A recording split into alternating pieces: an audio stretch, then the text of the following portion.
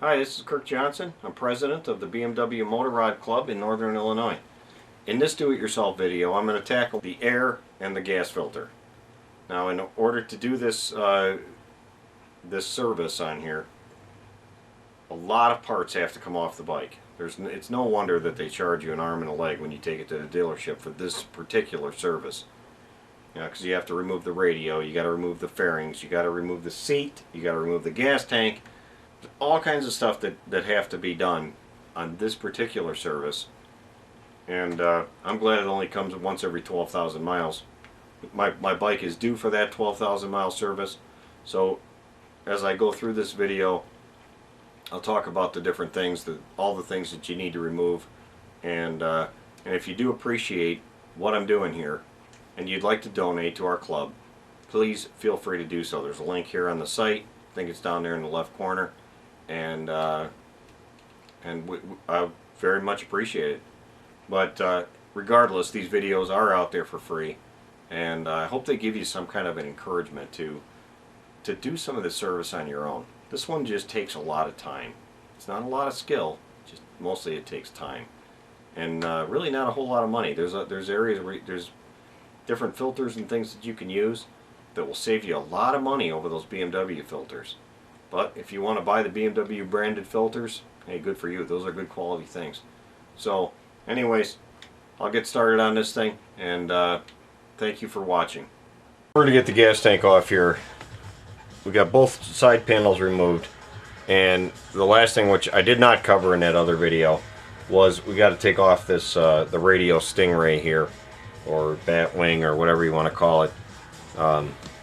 And really all that involves here, once you get all the rest of the panels off. Now granted, I got a GPS on here, yours may or may not. You got wires that go to that that you'll have to pull off. But there's two screws up here and two back here. And then there's also two on both sides here. So there's 6 total that you got to pull out. And then you have to unhook all of these wires here. Now it's nice, at least they when they put these together, when they built BMWs, they all these are different. So they all go in there, like some of these go in there with a big barrel. You know, you just turn it out here. Like I can pull this one out without pulling anything apart. I think I can. Anyways, they're just barrels, so they just rotate and pull apart. They only go in one spot when you put things back together, so don't worry about like, oh no, I got to mark everything. You don't. You'll be able to figure it out. It's not a big deal. You'll have to cut some zip ties, stuff like that, in order for the wires to fall away. But that's what I'm going to do next. You got this. There's a block underneath this thing that has a lot of wires and stuff. So you just pull these off. This is the antenna wire. Pull that off. There it goes. Alright. Unhook this little thing. Now the wires have fallen away. Now you have to pull it back a little bit further and pull out these plugs up here in the front.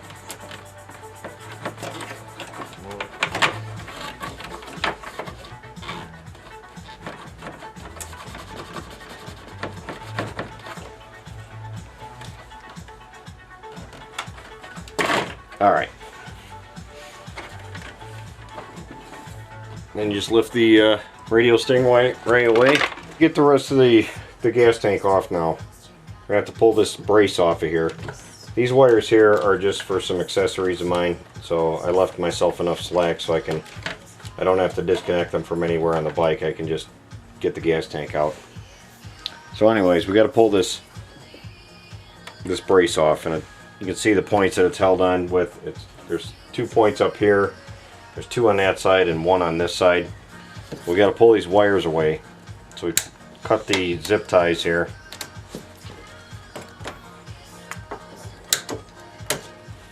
When you pull this off, it's going to take the seat with it. So pull these off.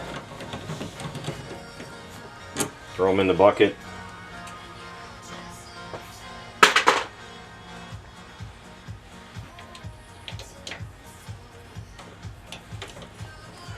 Now you have to, if you got a heated seat, which most of the LTs do, you'll have to go in underneath the seat and unplug it. So you just follow the wire down.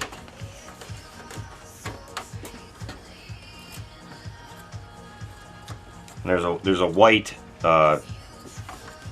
connector right behind the gas tank. It's got just a couple pinch tabs. Just pull it out. There it is.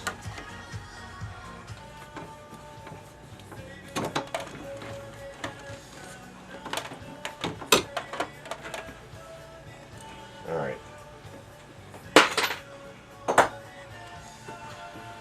Now, if all goes according to plan, we should just be able to pull this off.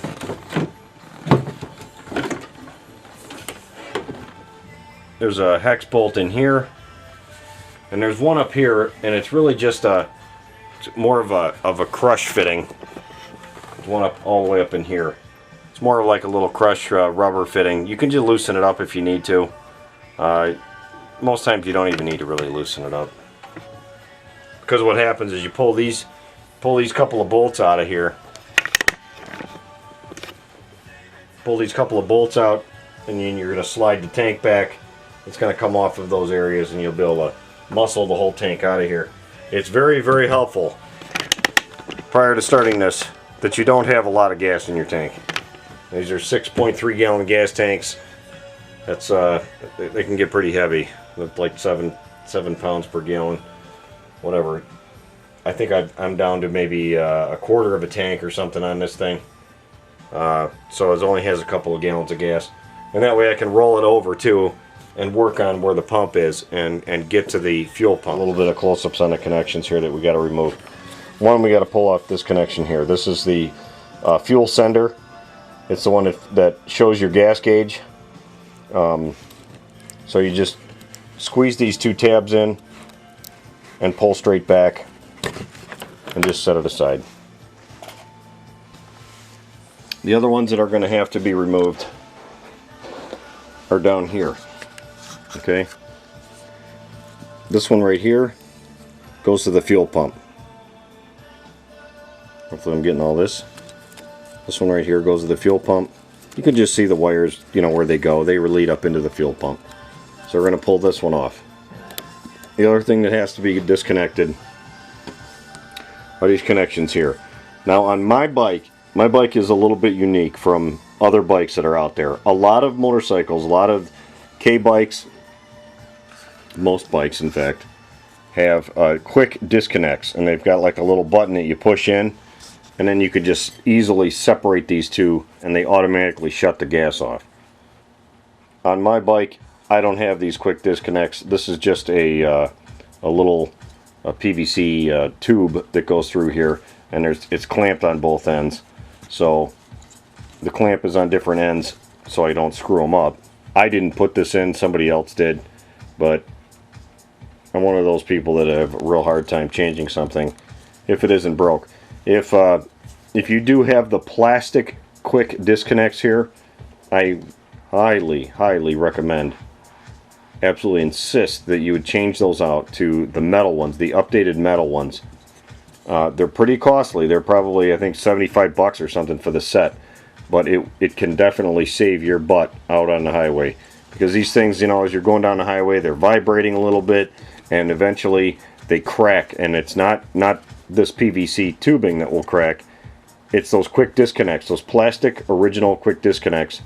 They've since updated them, like I said, to metal ones. Change them out.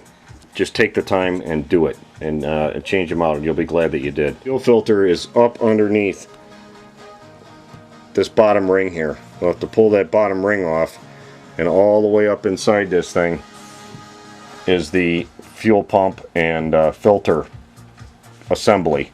We got to drop that out. There's a couple of tubes here that are going to have to come off prior to you removing the gas tank. These tubes are, one of them is for the drain, so if you overfill it up here, it goes through a drain hose and drops, you know, underneath the bike. The other one is for that evaporative canister that's in the back of the bike. And what I did was I just simply marked one of the hoses. So I mark it with blue tape here, pull it off, you know, separate the thing, and that way I don't get them confused. So I got all my connections disconnected here. Got my makeshift clamp here holding off this one's connected to the tank still. The other one doesn't have any pressure on it, so I just unhooked it. I'm going to pull this off. Gas tank should just start sliding back as long as you got everything unhooked.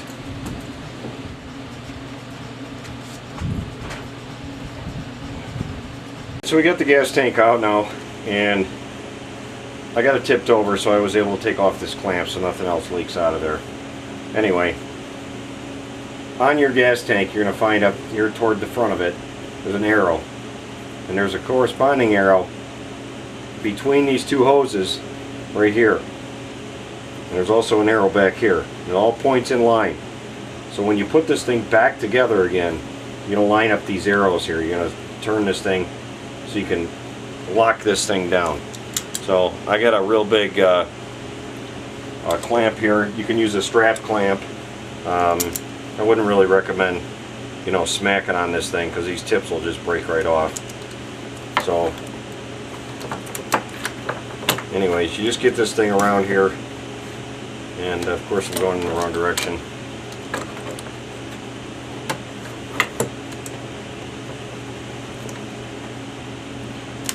Start just loosen this thing up a little bit, and you just spin this thing off, and this whole assembly is going to come out of here. Try to keep it somewhat in line so you don't beat it up on the inside. And there's a rubber gasket and stuff inside here, so try to keep that intact. It comes with it. Anyways, so you're going to pull out the whole assembly here, and this is what we got. Okay, this is you got the fuel pump here, and then there's the fuel filter right here, and that's the part we're going to change. Now on a lot of bikes, this is an area you have, this part right here, this rubber tube that comes through here, you need to inspect this thing really good, because on a lot of bikes, if you have a lot of ethanol in your area, this hose will get attacked and it will develop pinholes, and the next thing you know, your bike won't start, and you'll be scratching your head as to why your bike isn't starting. When you can hear the pump running down there, but this tube will actually break. Not a bad idea to go ahead and change it. If you buy one from BMW, it's an arm and a leg. If you can go to the auto parts store and get a gasoline submersible fuel hose, do that. There's a little screen down here. You just make sure that the screen is intact. It's okay. It doesn't look like it's got a lot of garbage on it, a lot of sand or anything like that. So you can get a flashlight if you care to and look up inside there, and you can see the condition of your hose, or your the gasoline sender unit. So anyway, we'll change the filter. Take this filter off here. It's got these little clamps that have kind of a squeezed in clamp piece here. You can see it there. What you do here is just get a screwdriver, insert it in there, and just kind of pry it away, pry it apart, and it will loosen up. They're pretty decent clamps. I actually kind of like these clamps. They have an inner ring to them that goes all around. If you buy a BMW filter like this one is, it will come with new clamps. It should come with new clamps, or they'll just offer to sell them to you. You can use them, new ones, or just reuse the old ones. I tend to reuse the old ones because they don't seem like they go bad all that often. There we go. There's one side. There we go. So there's the old filter, and you see the direction arrow that's on here. So we're going up and around. Now I purchased a different filter, different brand of filter for this next round, this next go around. As you can see, it doesn't look the same, but it is the same. This is a Napa Gold filter. It's a 3032. and it will fit right in there. It just it's really the same dimensions. Last year when I first did this, I cut one of these filters open just to see how they were made. I gotta say, they were pretty impressive. They were a lot of great filter element in there. It's an excellent filter. If you choose to use the BMW filter, if you want to spend the extra money, you know, have at it. But me, I want to save a lot of bucks on that, because I think last year that filter was, I don't know, 30 bucks or something, and this one I got on a filter sale. I think it cost me, I don't know, maybe like $4 or something, $5, and it's a Napa Gold filter, so it's not like a piece of junk or anything. So anyways, there's the directional arrow going in the same direction. Let's put this baby back together here. There's one, there's two, and you got to get a you can either use the needle nose pliers to clamp that together, or I've got a different pliers for that. Now what I got is an old nipper. Now it's just an old nippers. Anyways, so they just fit right on there, and give it a squeeze, and there it is.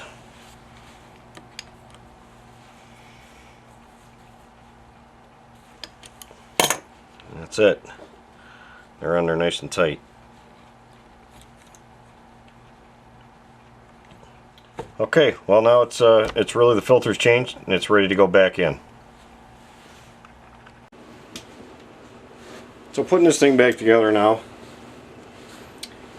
we insert it in here, check our arrows. See, they're pointing that way. There's our arrow right there, so we know it goes in this direction. So just feed it back into the hole. Don't force anything. The rubber gasket here, you should feed that into the hole first, and you know, make sure it's all the way in there and around where it's supposed to go. The seal, the gasket seal, the rubber seal. Now you can't see it very well in the video, but you'll see it if you do this job. So we just kind of line up our arrows here and tighten this thing back in.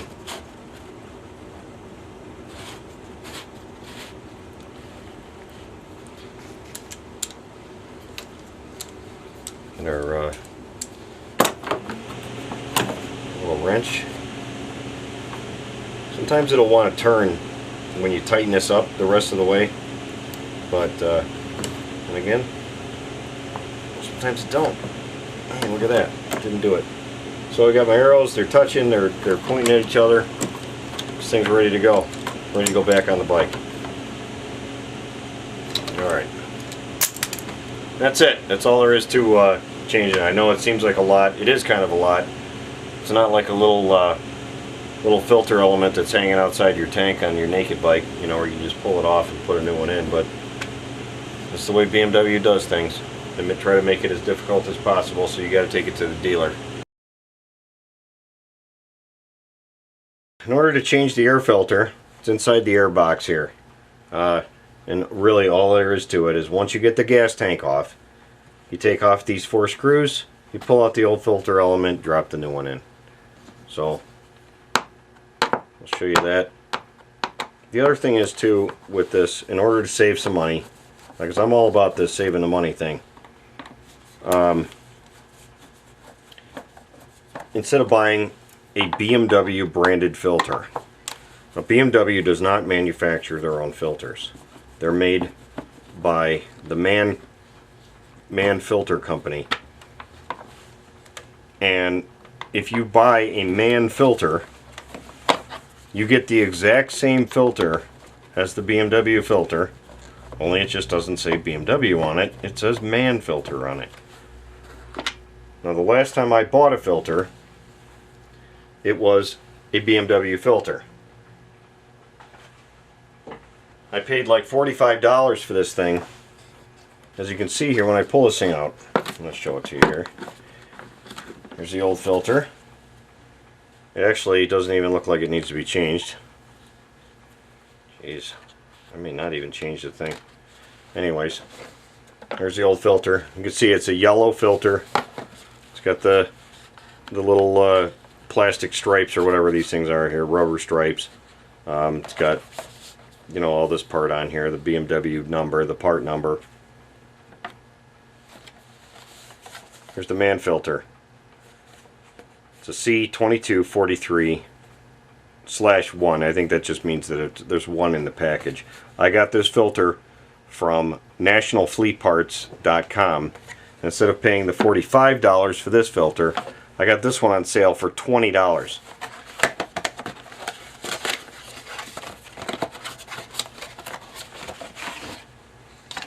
Now, as you can see, the new filter,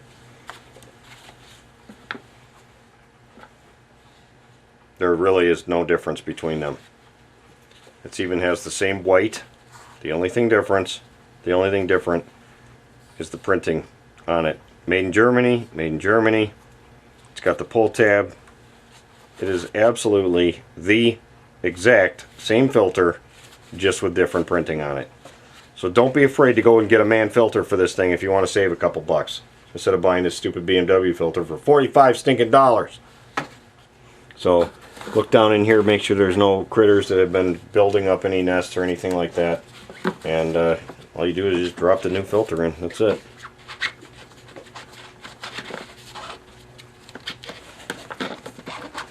There it is. Done. So put our cover back on. Lock her down. That's if we can get it in the right spot. There it is.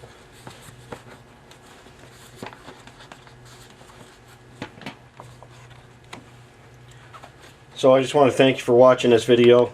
I hope it helps you out, gives you the confidence you need to get this job done yourself. Don't be afraid to get into these things. Seriously, you'll learn something. Don't be afraid to take the covers off. Get this old girl naked. She's not as good looking as when she's got all of her clothes on, but it's not so bad. And thank you for watching, and please support us if you can. If you feel like these videos have helped you out, please feel free to donate. Just hit the donate button, throw a few bucks our way.